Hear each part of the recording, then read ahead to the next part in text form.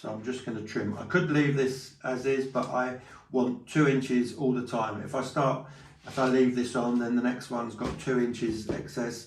I'm trying to find the pattern. If I know I've got 2 inches excess at the top of every single sheet of paper, as I put it up to the wall, it gives me a guide of where to start.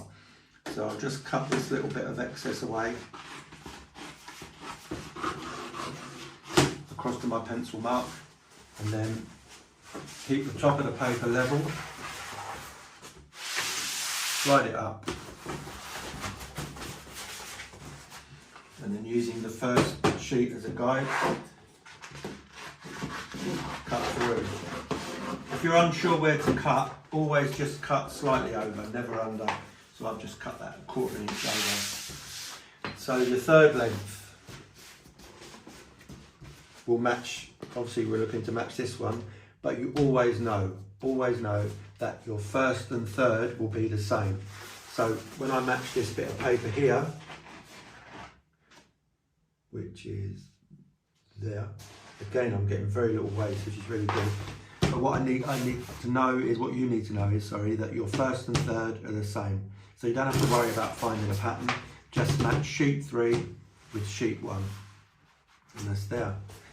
And while it's on the bench, trim off the excess again. So again, I know I've got about 2 inches excess on every sheet. When I offer it up to the wall, I know where roughly I should be putting my paper.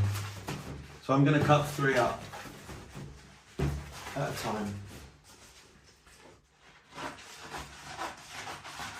So there's my third. Now I know, because I've literally just had about 2 or 3 inches waste on every sheet, which is a real rarity. Normally, you know, it could be 1 foot, 2 foot even, I'm losing on every length. I'll probably get a 4th length from here.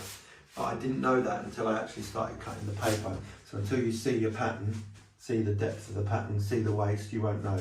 I'll possibly get 1 more out of this, but as I said before, normally you'll get 3.